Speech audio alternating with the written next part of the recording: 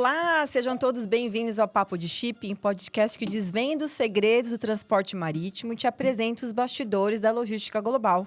Eu sou Ana Fragoso, serei sua host no episódio de hoje. O Papo de Shipping tem como propósito desmistificar o mundo do shipping, fazendo que ele seja menos complexo e mais acessível, e demonstrar a importância fundamental do transporte marítimo na cadeia logística. Antes de começar, tem alguns recadinhos para quem está aqui assistindo a gente. Este episódio é ao vivo e queremos ouvir você e as perguntas que... Enfim, vamos tentar responder ao máximo de perguntas durante o bate-papo aqui. Compartilhe também com os seus amigos, com seus colegas do Comex, se você estiver gostando da transmissão e acha que eles vão se beneficiar desse bate-papo. Compartilhe o episódio, que vai ser gravado e depois disponibilizado também no nosso canal do YouTube. Aproveite essa experiência, o episódio ao vivo é uma oportunidade única para você se desenvolver e fazer parte dessa conversa. Desfrute dessa conversa e de sua participação. E, por último, sigam a página da Solve aqui no LinkedIn para não perder os próximos episódios. Hoje o nosso papo será sobre as transformações no shipping, sobre a ótica do agente de cargas. Diretamente dos Estados Unidos, está aqui com a gente o Bruno Clerier. O Bruno, que é formado em engenharia pela Academia da Marinha Mercante, nos últimos 35 anos, trilhou uma trajetória bastante abrangente no transporte marítimo internacional, cabotagem e logística, seja como executivo da Maersk, da Aliança Hamburg Süd, Kraft, e tem uma MBA pela FPCAF. Hoje, ele tem mais do que uma respeitada experiência nos dois lados da cadeia. O Bruno é reconhecido como um dos mais objetivos e didáticos profissionais do setor, e está aqui conosco para conversar sobre como ele enxerga o futuro do shipping na ótica do agente de carga. Bem-vindo, Bruno. Muito obrigado, Ana. Obrigado a todos. Um prazer, uma honra muito grande estar aqui com vocês. Perfeito. E aqui na minha frente temos o Leandro Barreto, o nosso sócio fundador e CEO da Solve Shipping.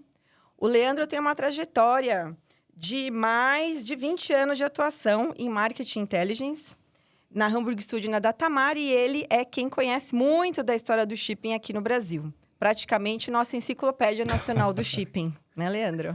Bem-vindo, Lê. Então, estamos aqui hoje, quero agradecer todos aqui que estão com a gente ao vivo também, para falar, todo mundo mandando muito boa tarde, todos muito queridos, honra trabalhar com o Bruno, tá rolando aqui já muitos comentários. Legal. Que legal. Legal, pessoal. Muito obrigado a todos aí pela audiência. Obrigado, Brunão, por aceitar essa difícil missão de seguir o Julian, né, no nosso segundo episódio. Você sabe que mais do que o carinho, o respeito, a admiração e a gratidão que eu tenho por você, a admiração muito grande pela sua capacidade, pela sua história de já ter vivido em vários lados olhado a logística sob várias óticas, né? Sobre a ótica acadêmica, sobre a ótica do armador, sobre a ótica do agente de carga, e eu tenho certeza que você tem muito a contribuir aí para a gente. Obrigado. E vê se aparece logo por aqui. Estamos com saudade de você, pô. Vem para pagar a cerveja, tá? Muito obrigado, Leandro. Muito obrigado. Primeiro por ter me colocado a calça justa de seguir o Julian, né? Mestre dos mestres, e estou eu aqui tentando o melhor possível. E que está na nossa audiência, viu? O Julian está com a gente delícia. aqui hoje. Nos brinda com a audiência dele. Mas legal. Presente.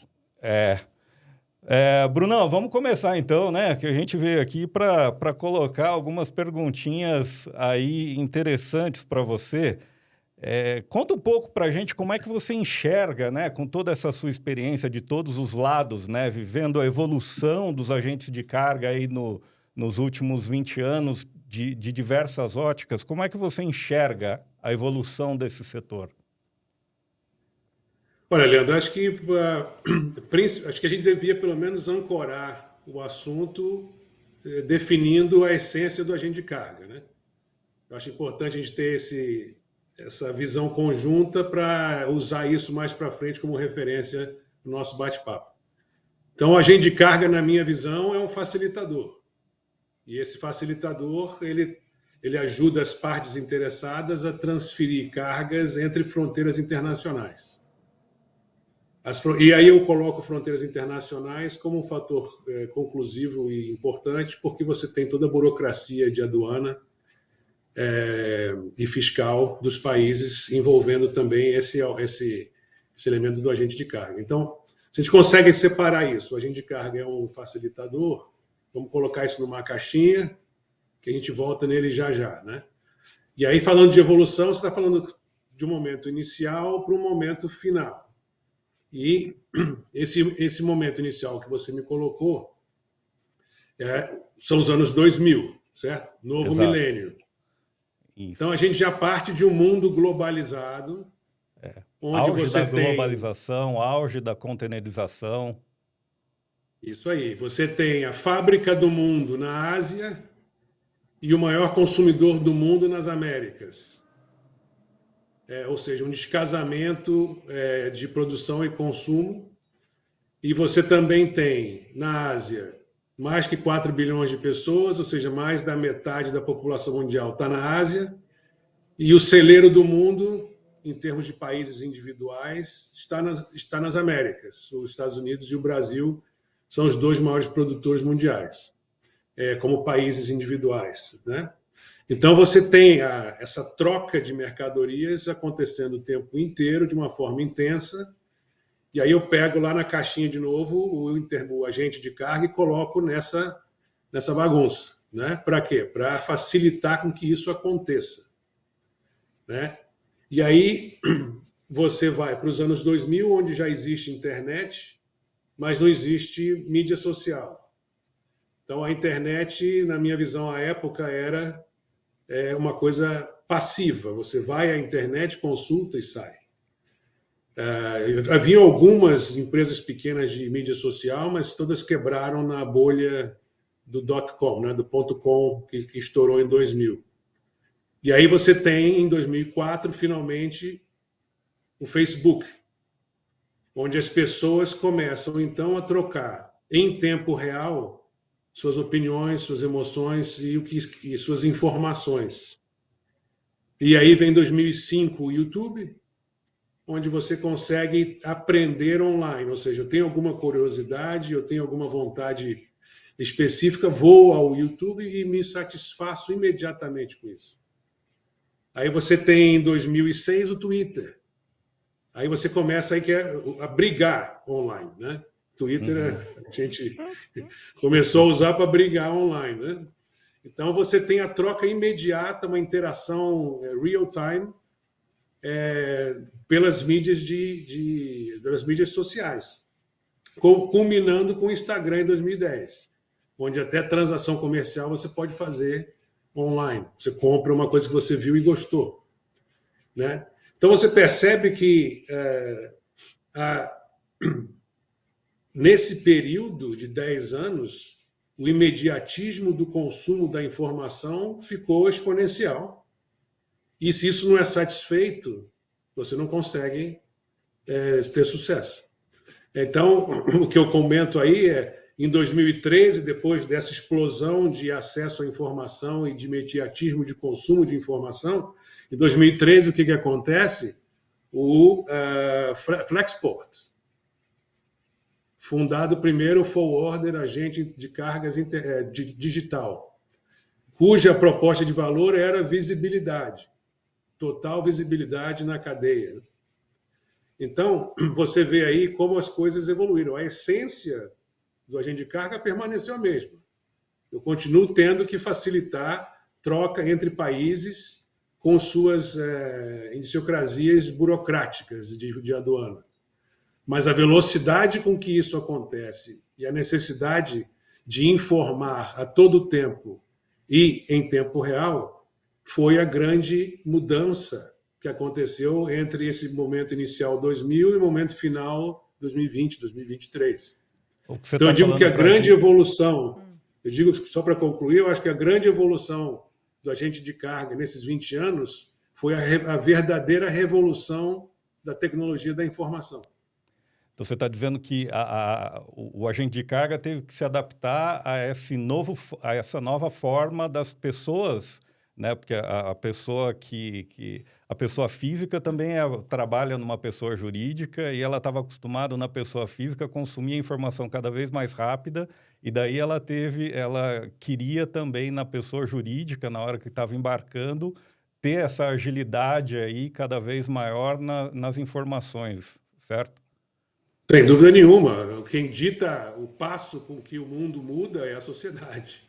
Legal, legal. Brunão, na sua opinião, quais são aí atualmente os principais nichos de mercado e os diferenciais dos agentes de carga? Nesse mundo Nicho, globalizado que você tão bem argumentou aí. claro, nicho para mim traduz em foco, em especialização, né? Então, se você olhar, a maioria dos grandes freight forwarders, eles são desenhados em verticais. Você tem a vertical de automotivo, você tem a vertical de químico, a vertical de tecnologia, a vertical de oil and gas. Então, os próprios forwarders já buscam esses nichos de especialização para tentar se diferenciar no mercado, né? Então, por exemplo, quando você pensa na vertical química, só para citar nomes, sem querer fazer apologia a nenhuma empresa, mas uma das primeiras que vem à minha mente é a BDP ou a Lechaco. São forwarders internacionais que atuam numa abrangência grande, mas são reconhecidos, são top of mind no segmento de químicos. Quando me perguntam o que você acha da UTC Overseas, a primeira coisa que eu imagino é um transformador enorme em cima de uma carreta, porque eles são especializados em project cargo.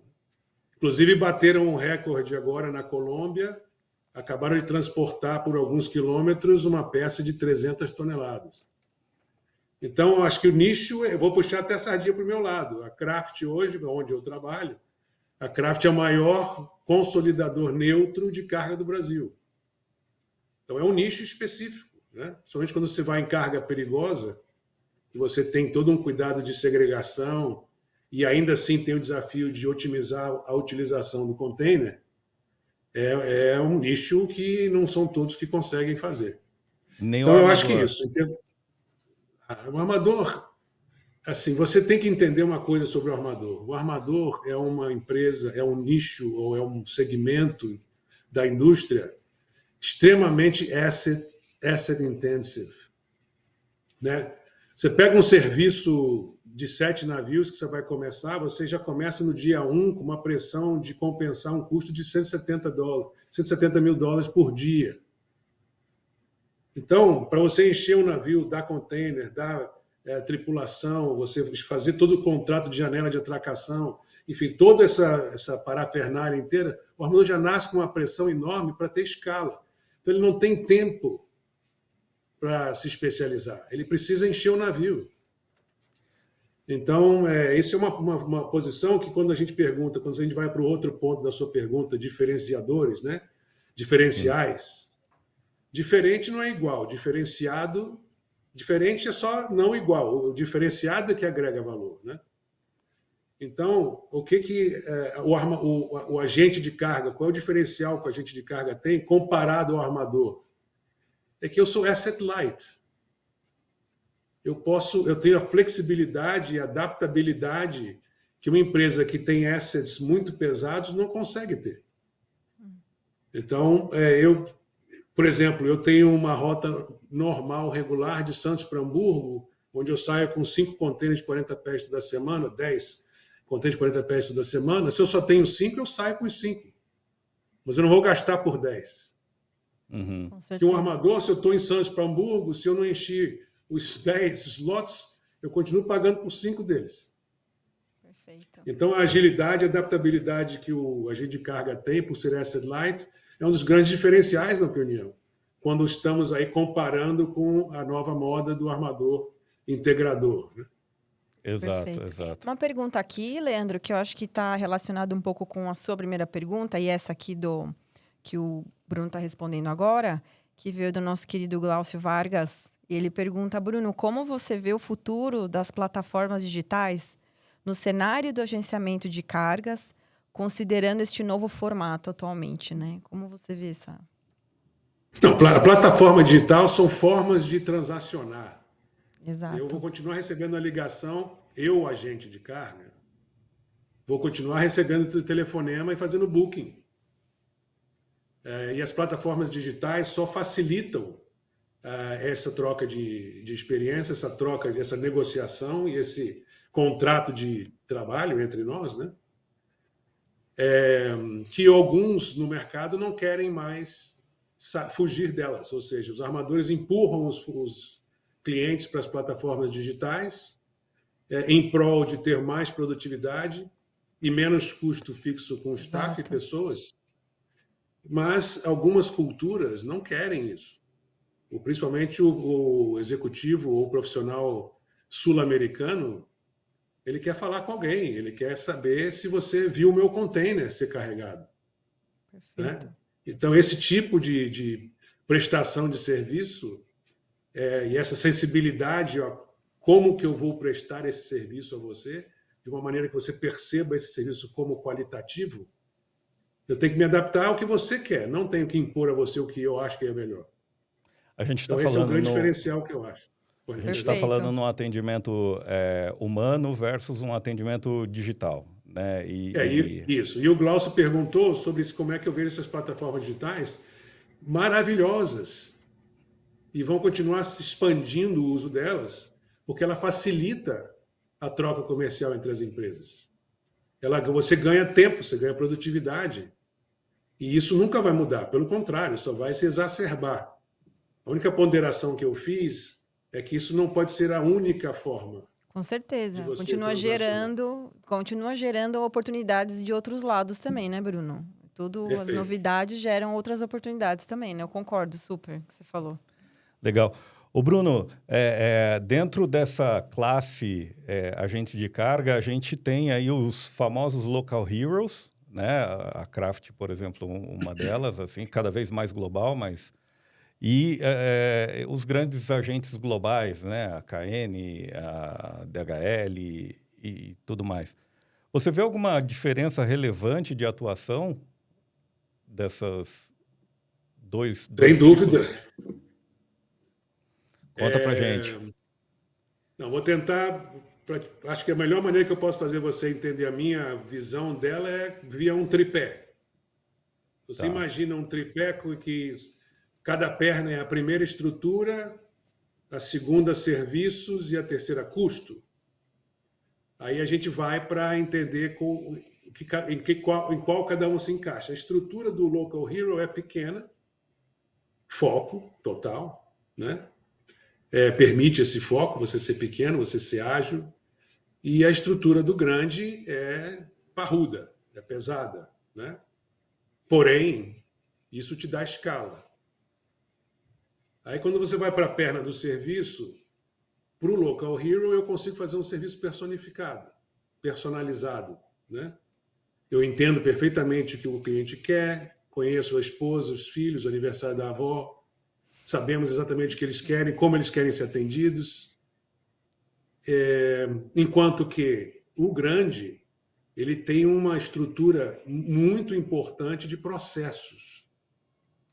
O grande forwarder internacional, o NVO global, ele tem inclusive as amarras do compliance. Você pega um Expeditors, por exemplo, as regras de compliance deles são rígidas. E isso trava ou impede muitas coisas que eles poderiam fazer para os seus clientes que eles não podem fazer. Então, em termos de atendimento, né, de serviço.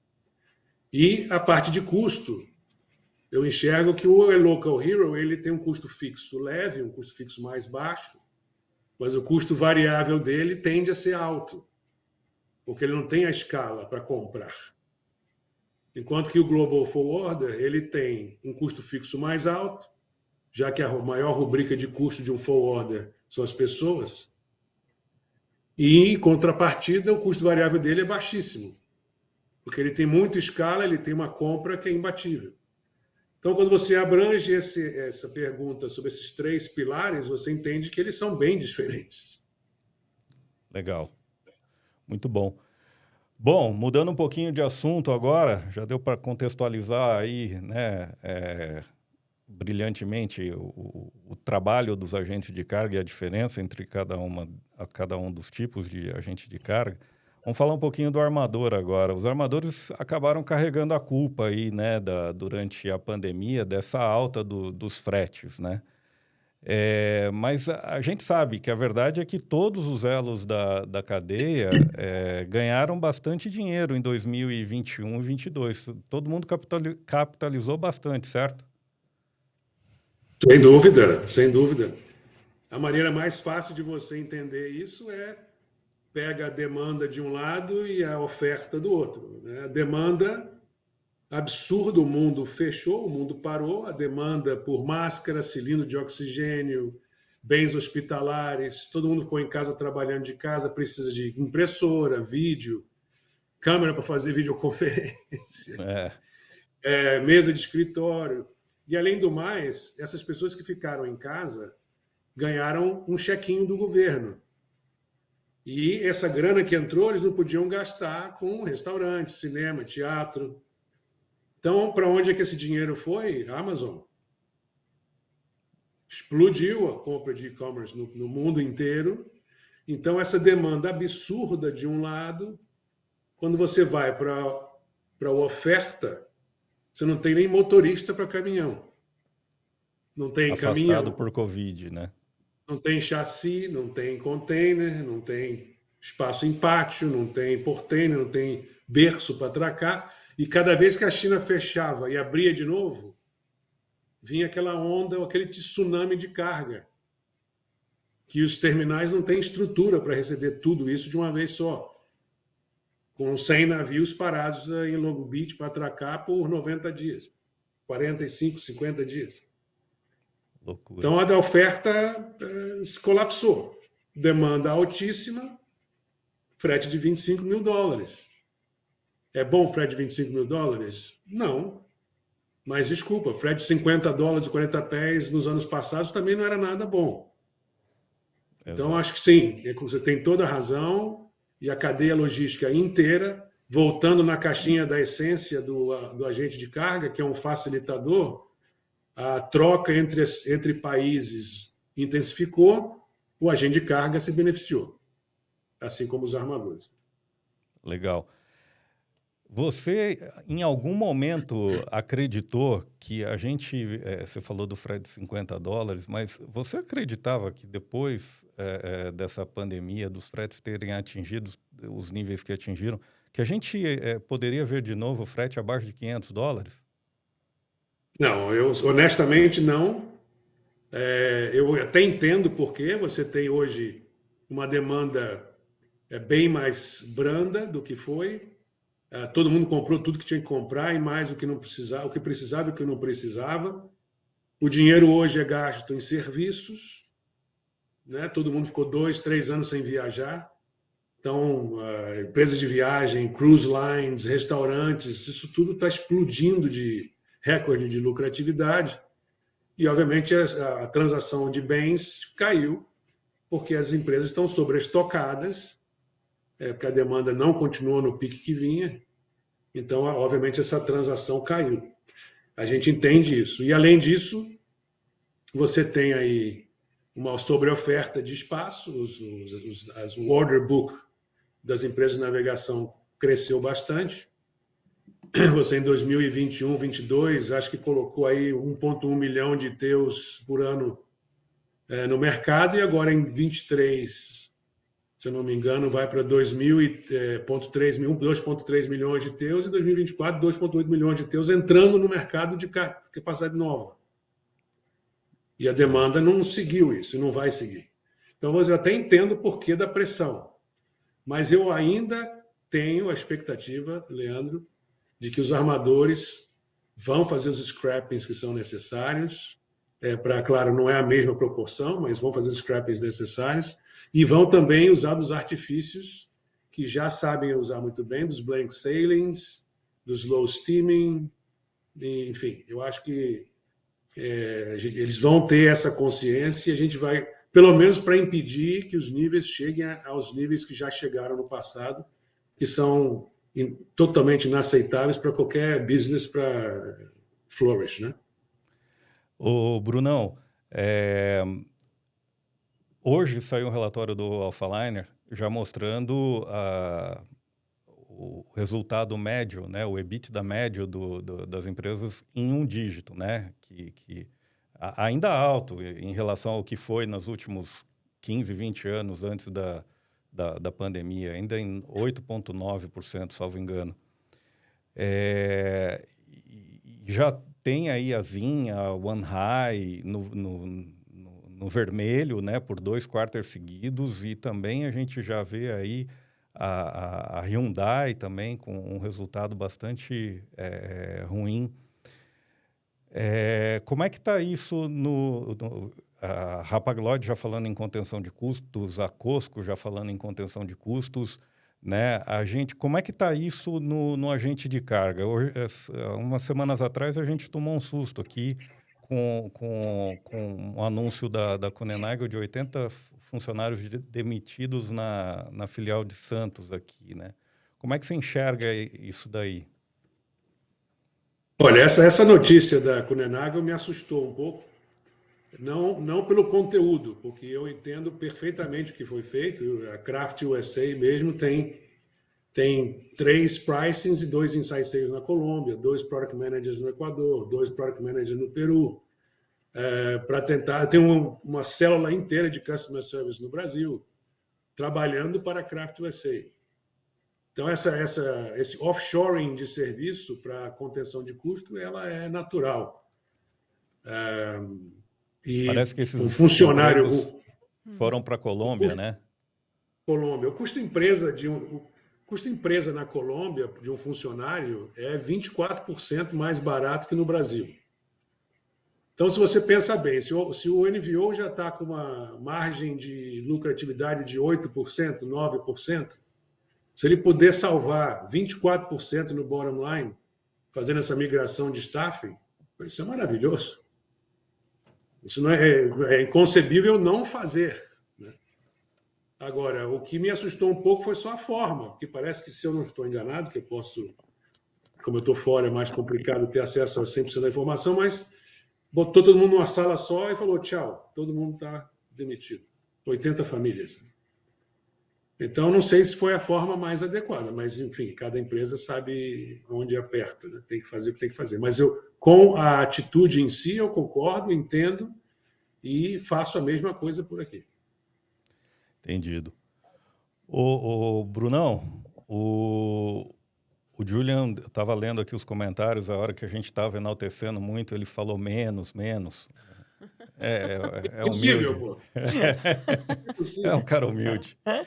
Mas ele esteve aqui conosco, né, no episódio anterior, e ele falou bastante sobre descarbonização, sobre digitalização, né, que serão os próximos grandes desafios aí do setor, né? Como você acredita que isso vai bater nos agentes de carga? Bater não, descarbonização, assim, pelo contrário, a descarbonização já é uma realidade nossa. Você tem o Low Sulfur Initiative, né, que baixou de 3,5% para 0,5% a emissão de sulfur. Foi super bem sucedida. Já é lei nos Estados Unidos, o Clean Shipping Act já é uma realidade. Até 2040, a emissão zero vai ser uma realidade. Assim, então, impacto eu acho que não tem nenhum, porque esses custos vão ser repassados para a carga.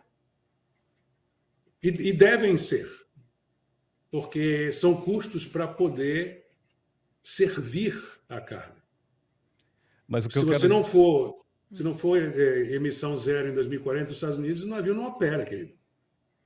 Tá certo. Então, Mas o que eu me refiro, Bruno, a gente já tem visto algumas iniciativas, principalmente eu tenho acompanhado algumas iniciativas locais aqui. Eu sei que os agentes globais também têm as suas iniciativas. A DHL fez um acordo com a Hapag, salvo engano, a KN também. Mas eu vejo aqui no Brasil a DC, por exemplo, plantando árvore para compensar a pegada de carbono e oferecendo isso para o cliente dela. Eu tive semana passada moderando o Gabriel Carvalho da Blue num evento lá no Sul. E o Gabriel também me falou lá no evento que fizeram uma parceria, agora, puxa, me fugiu o nome da empresa, para emissão de tokens para neutralizar o carbono, né? E oferecer isso para o cliente que precisar fazer esse transporte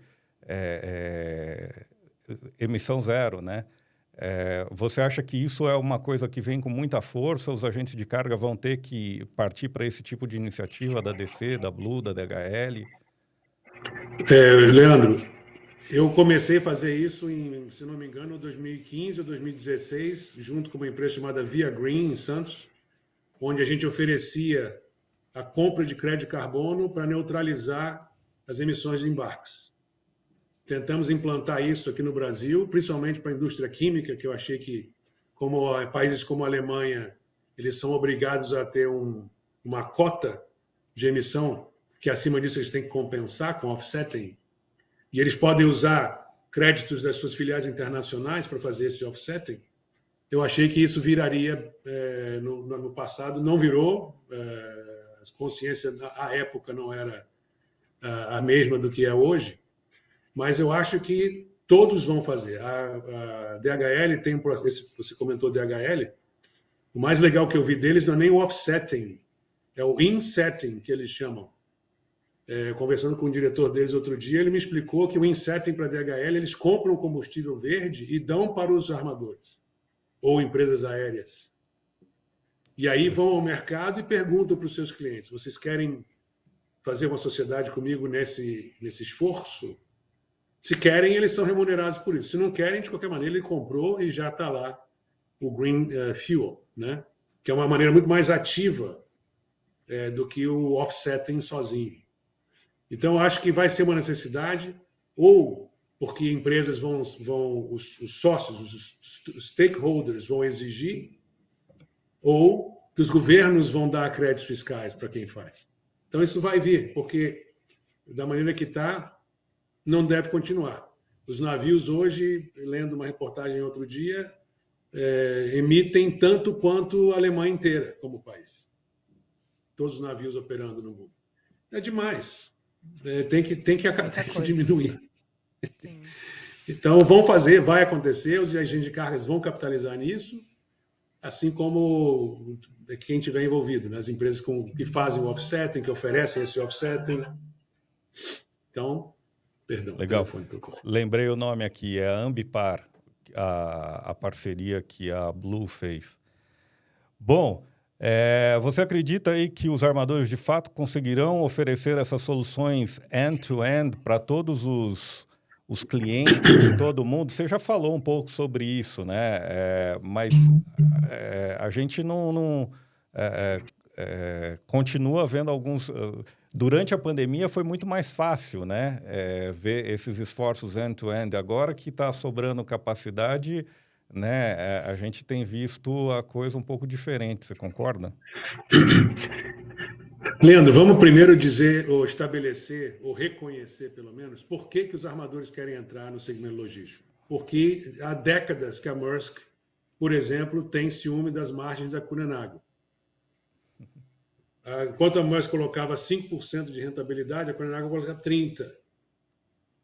Então, é óbvio que eles pensam, peraí, eu tenho todo o risco do asset intensive e o lucro fica para ele, que não tem nada. E isso é um reconhecimento, uma Caras da conclusão Kuehne+Nagel natural. vão ficar bravos, hein? Falar que eles não têm nada. Pô. Tem armazém, tem as frotas. Não tem. Ele sublease. Mas, enfim, sim, claro, a gente está colocando as coisas de uma maneira um pouco mais genérica, né? Para que seja de fácil compreensão. Mas, então, essas margens que eles querem atingir, virando o integrador, né?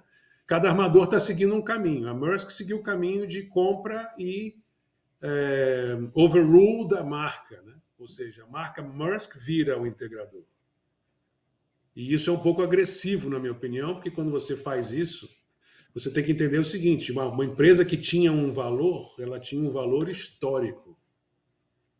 Então, quando vem uma outra empresa e compra, se eu destruo a história ou se eu interfiro na cultura, eu vou interferir no valor que ela gera. Então, eu acho que esse modelo que a Maersk adota é um pouco complexo, eu acho assim, bem mais difícil de atingir os resultados que eles precisam. Eu gosto mais do estilo, por exemplo, MSC. MSC compra e não fala para ninguém. Né? O que é ótimo. O que eles fazem com isso? Eles têm uma fonte de inteligência de mercado infinita. Eu vou sempre entender o que o mercado precisa, o que o mercado quer, com os anseios do mercado, porque eu tenho um parceiro meu, que, by the way, vai ter first refusal comigo, vai me dar a carga, se eu for competitivo. E vou ter essa inteligência toda e vou ter acesso às margens. Eu vou ter profit sharing, já que eu sou dono da empresa ou dono de parte dela. Você tem um terceiro modelo, que é o CMA, que ele nem é agressivo como a Maersk e nem é tão discreto quanto a MSC. Eu comprei a Seva, gente, é minha, mas além do alinhamento estratégico de senior management, a empresa segue ela. Então, os relacionamentos locais são mantidos, os contratos são mantidos, a forma que a empresa trabalha. Enfim, é um outro tipo onde o armador tem acesso à margem do intermediário ou do agente de carga sem ser não ser tão agressivo. E a Rapag aqui não. O acesso à margem é a minha margem. Eu vendo para você, você vem comigo como meu cliente. E também podem oferecer o end-to-end. Você pode fazer um container porta a porta do interior de Jundiaí para Euclid, Ohio. Você não vai ter custom clearance envolvido, não vai ter pre-packing, ou você não vai ter cross-docking, mas você vai ter uma solução um pouco mais complexa. Né? E se você quiser, Leandro, você pode até, para me dar o orgulho de dizer isso, armador fazendo end-to-end, a Aliança já faz isso há muito tempo na cabotagem brasileira. Verdade. Sim, sim, sim, é verdade. Então, o armador pode fazer? Claro que pode fazer. Sabe fazer? Sabe.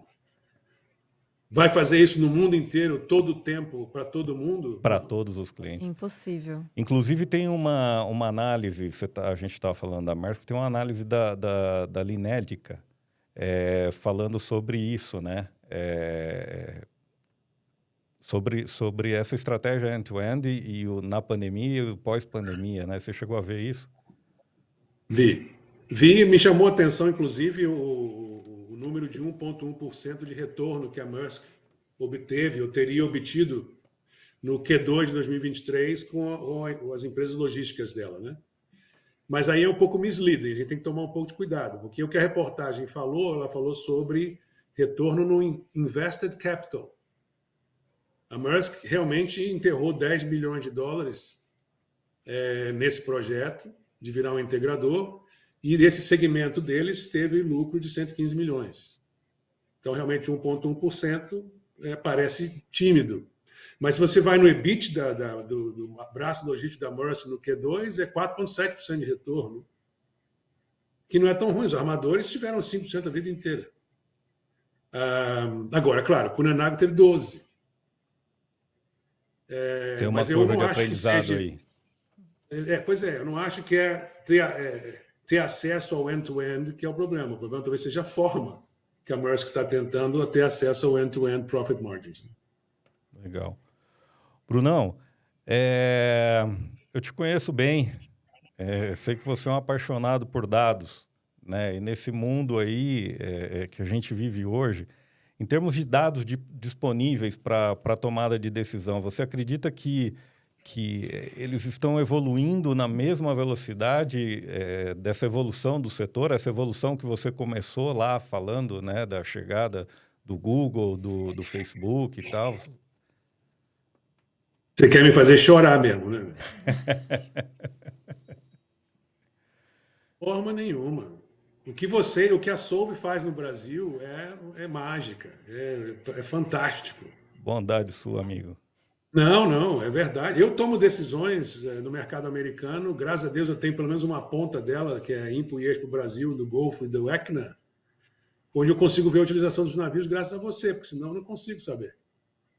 Porque, por exemplo, no mercado americano eu não tenho nada. Tem o JOC, o Journal of Commerce, que é o Peers, Sim. que, por exemplo, um NVO neutro como eu preciso entender que o cliente GM está com o despachante X, com o forwarder Y no armador Z, senão eu vou dar tiro no meu próprio pé.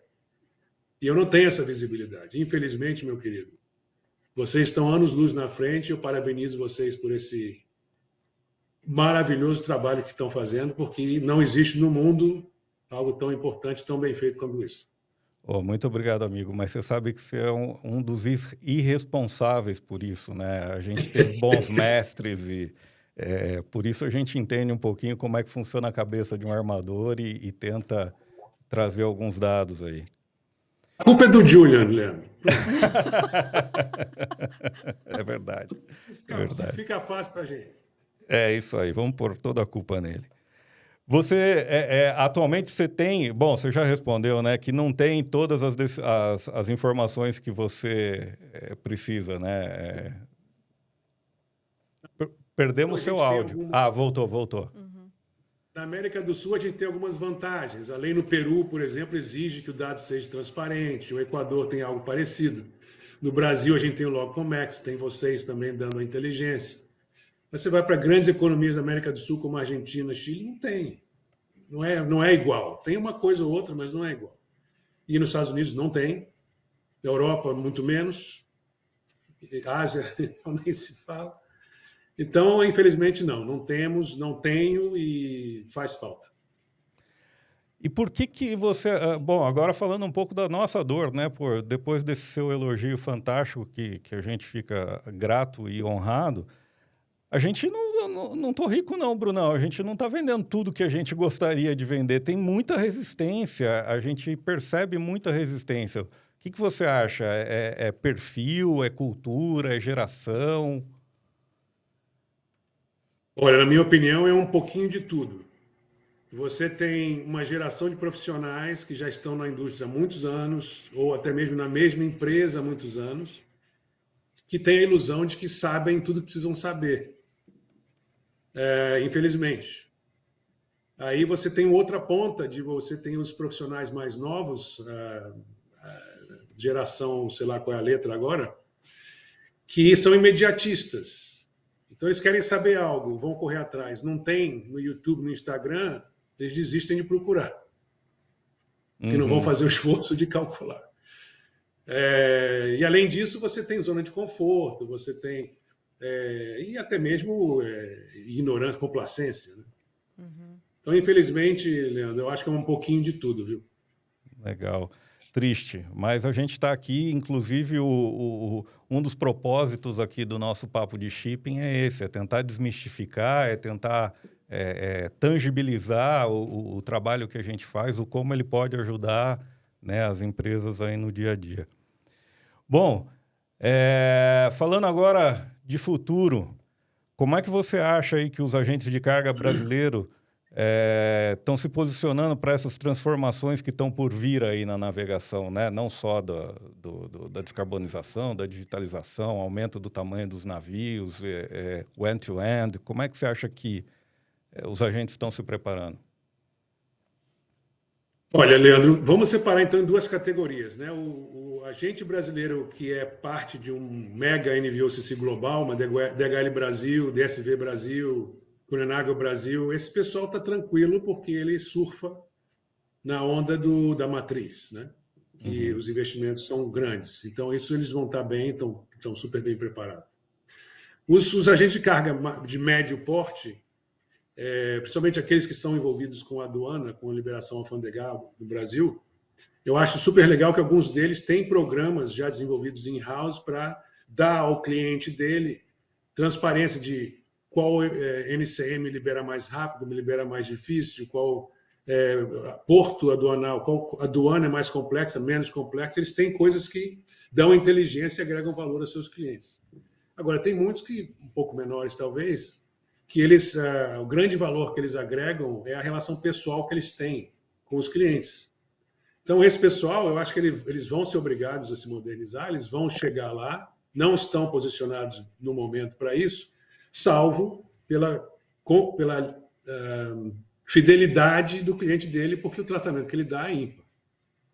Então, acho que esse segmento, que é esse último que eu comentei agora, ele vai seguir a linha de tempo da evolução do próprio país. Que os países estão em momentos diferentes, né, dessa automação e dessa digitalização.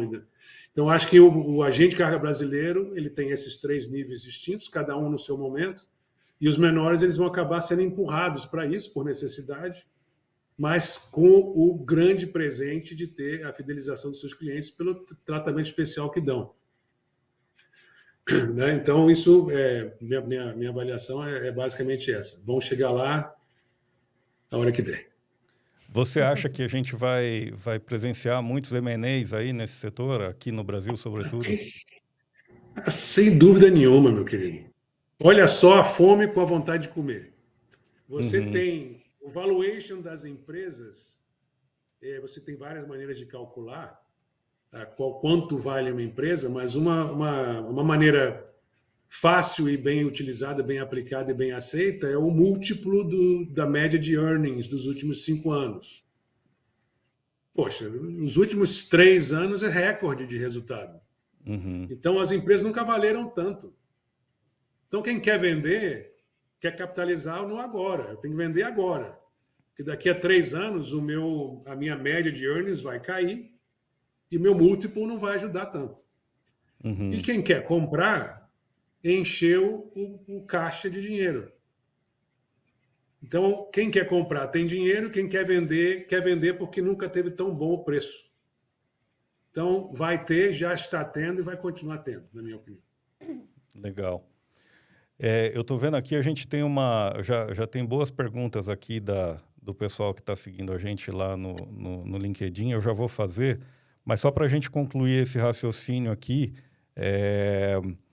você acha que na prática, e o IMO 2023, né, ele óbvio, ele deve fazer com que os navios cresçam ainda mais de tamanho, né, e que andem mais cheios, né, porque navio vazio não vai bater as metas lá. Então, na minha opinião, a gente vai ver uma explosão de blank sailing, né? Navio tá com 60% de carga, corta a viagem, acumula para a próxima. Você acredita que os portos brasileiros terão condição de receber os navios de 12 mil? Eu sei que você está fora faz um tempo, mas você conhece muito bem aqui como é que funcionam as coisas e sei que você acompanha de longe. Ou será que a gente deve ser atendido aí por navios de 8 mil via Caribe? É importante dizer que eu preparei essa pergunta aqui antes de ler ontem, aliás, esses dias, que a MSC acabou de encomendar 10 navios de 10.300. Esses navios de 8 a 12 não estavam sendo construídos. A MSC está construindo agora uma série de 10.300, eu não sei nem se você viu isso, High Reefer. Para mim, eles têm toda a cara de Brasil, ou pelo menos de América do Sul, né? Mas voltando, né? Você acha que talvez a MSC construiu isso porque não acredita que a gente vai receber os navios de 12? Esses navios são mesmo candidatos a virem aqui? Ou você acha que a gente corre um risco dos navios de 8 a 12 realmente acabarem e o Brasil ter que ser servido pelo Caribe ou via um hub no Caribe ou via um hub no Mediterrâneo? Eu não acho que um país estratégico, principalmente no fornecimento de grãos e alimento como o Brasil, vai ser relegado a transshipment service. Não acredito nisso. E acho até que a estrutura portuária brasileira, em termos de berço e software e produtividade, é muito bom. Não acho que está devendo muito para países até mais desenvolvidos. O grande gargalo que eu enxergo no Brasil, em termos portuários, é do gate para fora, onde você não tem infraestrutura rodoviária, ferroviária para atender, e aí você engargala o terminal e não adiantou nada você ter produtividade de 100 por guindaste. Exagerando aqui. E o outro ponto que eu acredito é o calado. Só que calado e gate para fora, Leandro, é vontade política. Então, não tem outra maneira de responder isso que se o Brasil vai ver 12 plus TUs ou vai ficar nos 10, passa por vontade política, e aí eu não sei te responder. Infelizmente, tenho algumas dúvidas. Né? Daí eu lembro de um outro grande amigo nosso e grande mestre, José Roberto Salgado, que costumava dizer que nada é tão ruim que não possa piorar. Então, não acredite na capacidade dos caras de fazer bobagens, né? Grande Zé, isso é verdade. Brunão, indo aqui para o final das minhas perguntas, mas ainda com um tempinho aí, para não estourar o tempo que você carinhosamente nos cedeu, quais as lições, ou não, né, do passado a gente deve ter em mente para enfrentar o que está por vir? Do tipo, olha, isso deu certo até 2008, não tenta isso agora porque não vai dar certo mais, né? Ou... O que você acha? Leandro, eu vou ser um pouco mais romântico agora na minha resposta para você. Para mim é muito claro, né? Dois fatores são cruciais para o sucesso daqui para frente. Na minha opinião, é a diversificação. A gente aprendeu já em 2010 no Brasil com o colapso de congestionamento de terminais e aprendeu agora na pandemia no mundo inteiro. Você não pode estar com um armador só, você não pode estar com um forwarder só, você não pode estar fornecendo só de um país, você não pode estar usando um modal só. Você tem que, assim, mas aí uma diversificação de risco, não uma diversificação burra, só porque você precisa ter mais de um. Não é isso. Inclusive o Deming, que foi um grande pensador americano que viveu no Japão a maior parte da vida dele, disse que o single supplier era a única forma de você ter um alinhamento perfeito entre um fornecedor e um cliente. Mas, infelizmente, a diversificação nesse ponto tem que acontecer por diluição de risco. Eu acho que as pessoas deviam ter isso em mente, assim como a escolha dos parceiros. Infelizmente, a cadeia de supply chain é uma cadeia com muitos intermediários, muitos intermitentes. Você tem muita gente colocando a mão na carga para fazer acontecer. E se você quer dar uma percepção de qualidade dos seus serviços para o seu cliente, o seu parceiro tem que ter a mesma cultura empresarial que você. Talvez não exatamente a mesma cultura, mas a mesma forma de pensar, a mesma forma de entender o valor e a importância de satisfazer o cliente. Então, as parcerias têm que ser muito bem escolhidas e a diversificação tem que ser presente na estratégia da empresa. Eu acho que, para mim, isso é de tudo que a gente está vendo acontecer, viu acontecer e está acontecendo agora com reshoring, nearshoring, ficou a lição, né? Depender Sim. de uma pessoa só, de um país só, de uma cadeia só, de um trade só, de um armador só, infelizmente não é mais possível. Legal. A gente tem uma pergunta aqui do Casimiro Tércio, que é um ex-presidente lá do Porto de Santos, e ele pergunta aí nessa disputa das verticalizações entre os armadores na cadeia para o door-to-door e do outro lado os fulfillments adquirindo assets, né, na cadeia logística. Podemos aferir que os agentes de carga serão equilibradores nessa disputa aí? Eu acho que o agente de carga vai prevalecer porque ele é a ponta adaptável, leve e flexível. E justamente por ter as verticais, especialista nesse segmento, nos segmentos diferentes, de vários segmentos, né? Então, sim, eu acredito e concordo com ele que o agente de carga é o moderador, é o facilitador e é o mais apto para conseguir entregar o que cada cliente precisa. Você tem forwarders que, inclusive, vão para processos complexos de onboarding por cliente. Então, entrou um cliente novo, grande o suficiente, para tudo, vamos ver como é que o cara quer trabalhar, e eu faço um processo personalizado para aquele cliente. Coloco um implante no cliente, para ter justamente um braço meu dentro da própria produção do cliente, do que eu preciso dele. Então, eu acho que é por aí mesmo. Concordo com com o nosso amigo. Né? O Bernardo Brugger está mandando uma aqui também. Você falou um pouquinho de tripé, né? E ele está falando aqui que ele acredita que o que vai sustentar, né, esse negócio do agenciamento de carga, a despeito dessa tentativa aí dos armadores de expandir os tentáculos pela cadeia, é o tripé: atendimento, tecnologia e financiamento. Financiamento, eu entendo aqui, financiamento do frete, financiamento da carga. Você concorda?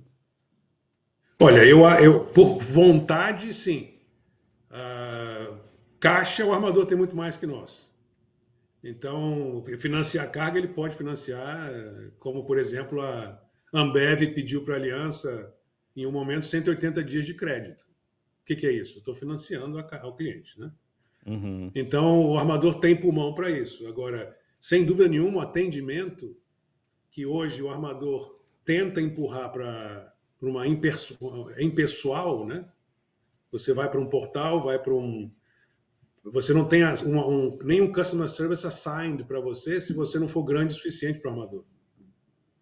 Então, eu concordo plenamente com o Bernardo, a parte de especialização e atendimento é fundamental. A parte de financiamento é porque é muito mais fácil você dar crédito como forwarder para um cliente do que um armador. O armador, por ser muito mais processual e ter muito mais gesso de compliance, ele tem muito mais restrições em oferecer crédito para clientes, principalmente clientes pequenos, né? Pequenos e médios. Eu nunca vou esquecer um produto que a gente montou na Aliança Cabotagem, Márcio Dias, que muita gente talvez conheça, que é um grande amigo, Tá era com a nosso gente aqui financeiro. também. Uhum. Ah, que bom. Então, o Márcio era nosso financeiro e nós tínhamos aí muitos clientes muito pequenos na cabotagem que não davam carga para cabotagem porque os caminhoneiros davam 30 dias de crédito. Então, nós fizemos um acordo com o Márcio, como financeiro da empresa, fizemos um fundo de investimento em clientes pequenos. Separamos R$1 milhão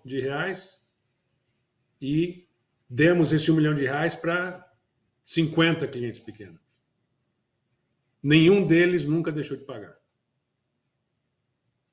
E nós tivemos 50 clientes novos. Legal. Então, acho que é isso que o Bernardo também menciona, né? A vontade, a compreensão do business, o risco que você pode assumir dentro de parâmetros bem controlados, enquanto que o armador, infelizmente, tem aquela pressão que eu comentei inicialmente, de que primeiro eu tenho que encher o navio. Depois eu posso pensar em outra coisa. Tá certo. Cara, só tem um monte de mensagem legal aqui. Depois está disponível lá na página da Solve. Se você quiser mandar, vários amigos te mandando um abraço, com saudade de você, dando os parabéns. Obrigado. Você faz falta aqui, cara. E a gente só tem a te agradecer por essa aula. Muita gente aqui falando em aula. E o que eu posso dizer, Brunão? É aula mesmo, cara. E eu, felizmente, tive a oportunidade de beber dessa fonte por um tempo bastante importante da minha vida. Obrigado, meu velho. Nada, eu que agradeço, Leandro. Muito obrigado. A iniciativa de vocês é maravilhosa. Eu espero que eu tenha conseguido passar um pouco da minha experiência, da minha visão, por mais simples que tenha sido. E agradeço muito a oportunidade de estar com vocês. É um prazer muito grande mesmo, uma honra para mim. E deixo um beijo muito grande para vocês e para todo mundo que honrou a gente com a participação. Muito obrigado e conta comigo. Legal. Obrigada, pessoal. Quero agradecer de novo o Bruno Crelier por essa maravilhosa conversa que a gente teve, essa aula que a gente teve aqui. E dizer para todo mundo que está assistindo, para compartilhar, para curtir, para deixar comentários e acompanhar mesmo a página da Solve para poder saber os próximos episódios, tá bom? Muito obrigada. Obrigada, Leandro. Obrigada, Bruno.